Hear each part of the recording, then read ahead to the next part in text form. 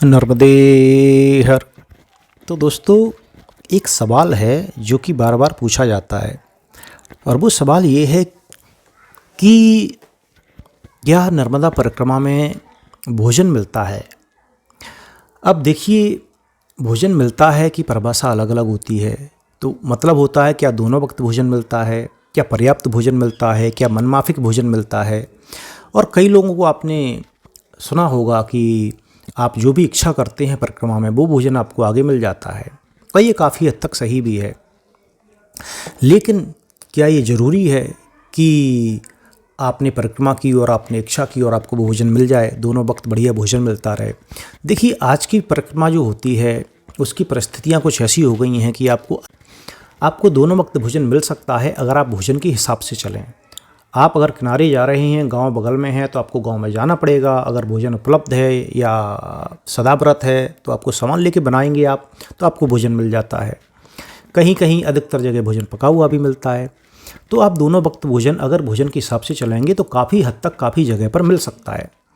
लेकिन अगर आप परिक्रमा नियमानुसार कर रहे हैं और पूर्ण रूप से तपस्या रूप में परिक्रमा कर रहे हैं, आप किनारे किनारे चलते हैं, अपने रास्ते पर चलते रहते हैं, आप मैया पर पूरा भरोसा करके चलते हैं, आप भोजन के पीछे नहीं जाते हैं, तो कई बार ऐसा भी हो सकता है कि मैया परीक्षा ले और आपको भूखा रहना पड़े। और लेकिन परीक्षा का मतलब क्या है? देखिए, परीक्षा का मतलब ये होता है कि आपको भूखा रहना पड़ सकता है, लेकिन आपकी ताकत कम नहीं होगी, आपको परिक्रमा करने की क्षमता कम नहीं होगी, आपकी इच्छा शक्ति कम नहीं होगी। तो ऐसा होता है कई बार। अब कुछ लोग ऐसे भी हो सकता है मिलें आपको कि कुछ ऐसे बोलेंगे कि नहीं ऐसा है तो वो अच्छे से नहीं की होगी इसलिए ऐसा होता है। देखिए, जो बोलता है कुछ तो लोग कहेंगे, लोगों का काम है कहना, तो वो कहने दीजिए। मैं आपको एक छोटी सी कहानी सुनाता हूँ। ये कहानी है पूज्य महाराज श्री रंग अवधूत महाराज जी के बारे में। अब ये रंग अवधूत जी, अगर आपने परिक्रमा की है तो आपको पता होगा कि नारेश्वर करके एक जगह पड़ती है गुजरात में। वहाँ पर इनका बहुत बड़ा मंदिर और आश्रम है।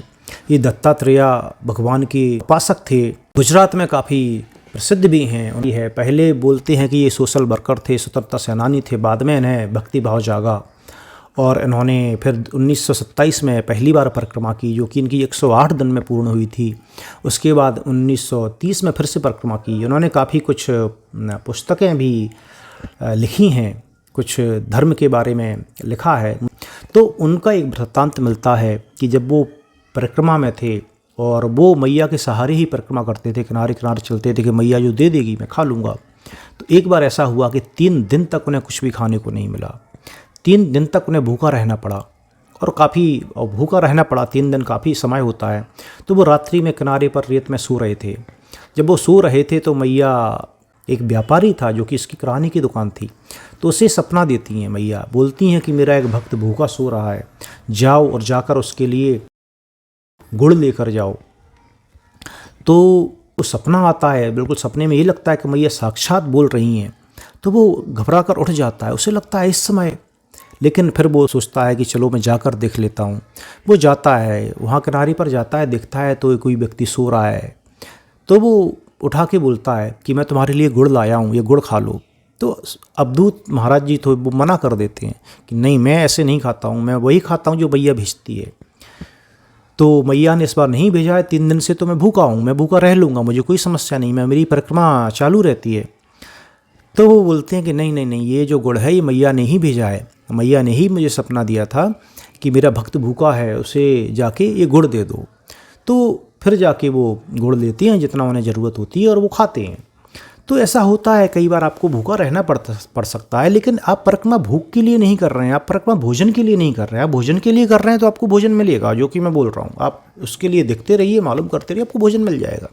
लेकिन आप परिक्रमा के लिए कर रहे हैं, आत्मशुद्धि के लिए कर रहे हैं, तपस्या की तरह कर रहे हैं, तो आपका ध्यान भोजन पर नहीं रहेगा। और ऐसे में आपको कई बार भूखा रहना पड़ सकता है, लेकिन वो आपको उससे कोई फ़र्क नहीं पड़ेगा। आपकी आत्मशुद्धि ही होगी, उससे आपको अच्छा ही लगेगा। तो जो ज़रूरी है मैया वही करेगी, और आप भोजन की चिंता ना करिए, आप बस चलते रहिए। तो अगर आप नियमानुसार परिक्रमा करते हैं, मैया पर भरोसा रख के परिक्रमा करते हैं, तो ये सवाल जो है व्यर्थ का हो जाता है कि भोजन दोनों वक्त मिलता है कि नहीं मिलता है। आपको दोनों वक्त भोजन करना क्यों है? कभी एक वक्त मिलेगा, उसमें आप काफ़ी खुश हैं, आपका काम चल जाएगा। कभी एक वक्त भी नहीं मिलेगा तो हो सकता है आपको ज़रूरत नहीं हो। ये सब आप मैया के ऊपर छोड़ दीजिए। आप सिर्फ चलते रहिए। आप ये यकीन रखिए कि आपकी परिक्रमा रुकेगी नहीं। आप जितना चलना चाहें उतना चल लेंगे। आप जितनी भक्ति करना चाहें उतनी भक्ति करेंगे। आपको कोई व्यवधान नहीं आएगा। तो इसलिए भोजन का सवाल जो है लोग पूछते हैं अधिकतर, और थोड़ा सा मुझे लगा कि मैं यहाँ पर बात कर लेता हूँ कि भोजन का सवाल जो है वो अलग तरह से उसका जवाब होता है। तो आप परिक्रमा करिए और आनंद के साथ परिक्रमा करिए, भक्ति भाव से परिक्रमा करिए। आपकी परिक्रमा पूर्ण होगी और आपको भोगे कुछ होगा नहीं, मैया कुछ नहीं होने देगी। आप ये यकीन रखिए, आराम से आप परिक्रमा कर सकते हैं। इसके साथ ही ये वीडियो हम समाप्त करते हैं। नर्मदे हर।